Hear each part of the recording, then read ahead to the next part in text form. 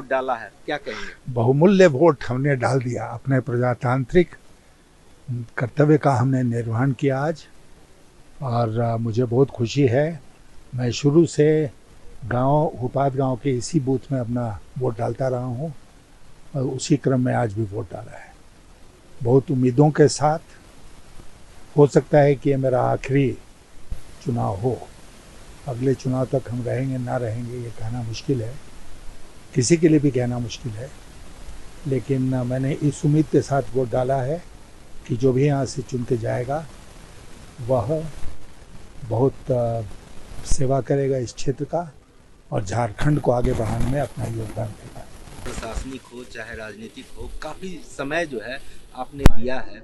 जो विकास हजारीबाग का होना चाहिए था वो विकास हुआ है? मुझे लगता है कि हजारीबाग का पिछले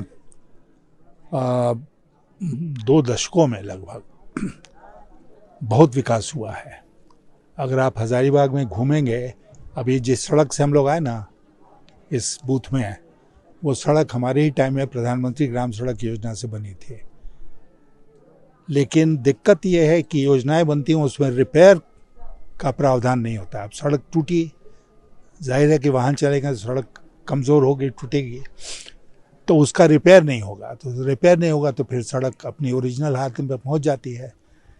तो इस तरह की व्यवस्था करने की ज़रूरत है कि सड़कें बने, परिसंपत्ति का निर्माण हो और उसका मेंटेनेंस भी हो। मेंटेनेंस नेग्लेक्ट नहीं होना चाहिए।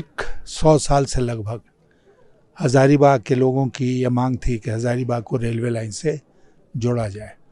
वो काम मेरे टाइम में पूरा हुआ। कोडरमा से लेकर हजारीबाग होते हुए रांची तक रेलवे लाइन का निर्माण हुआ। अब उसमें ट्रेन चलती है, जितनी चलनी चाहिए शायद उतनी नहीं चल रही है, लेकिन फिर भी चल रही है। मालगाड़ियों का बहुत प्रचलन उसमें हो रहा है, और बहुत सारा कोयले की ढुलाई भी हो रही है। आगे सर किस तरह का विकास और चाहिए? आप तो इस क्षेत्र में रहे, आपका यहाँ सब कुछ है। जनता को और क्या चाहिए जो देखिए, जनता जनता को बहुत कुछ नहीं चाहिए। जनता ये नहीं कहती है कि जिसको हम वोट देते हैं वो चांद और सितारे उतार कर आसमान से ज़मीन पर मेरे पास लेता है। जनता ये चाहती है कि उसके रोज़मर्रा की ज़िंदगी की जो समस्याएं हैं वो दूर की जाए। रोज़मर्रा की ज़िंदगी की समस्याएं क्या हैं? 5-6 हैं। वो अगर ग्रामीण क्षेत्र में रहते हैं तो चाहते हैं कि गांव सड़क से जुड़े, गांव में पानी पीने की व्यवस्था हो, स्वच्छ पानी मिले, गांव में सिंचाई की सुविधा हो, गांव में शिक्षा हो, गांव में स्वास्थ्य का इंतज़ाम हो। बहुत कुछ हुआ है, बहुत कुछ करना बाकी है। तो जनता की अपेक्षाएं अभी तक पूरी तरह से पूरी नहीं हुई हैं, और मुझे लगता है कि उस पर आने वाले जनप्रतिनिधियों को काम करने की ज़रूरत होगी। सर, आने वाले दिनों में झारखंड की जनता को जयंत सिन्हा का साथ मिलेगा? राजनीतिक में सक्रिय वो दिखेंगे? अब उनसे पूछेगा, अभी आ रहे हैं वोट देने के लिए। सर, इस विधानसभा चुनाव में बहुत तरह की राजनीतिक पार्टियां जो हैं अलग अलग बयानों में सुर्खियां बटोरी है। एक रहोगे सेफ रहोगे, कटोगे बटोगे तो कटोगे। बहुत लोगों ने नहीं है। ये बयान आप जो कह रहे हैं देश के प्रधानमंत्री का बयान है कि एक रहोगे तो सेफ रहोगे। अब सवाल ये उठता है कि खतरा किससे है? किससे खतरा है कम करें कि सेफ रहोगे?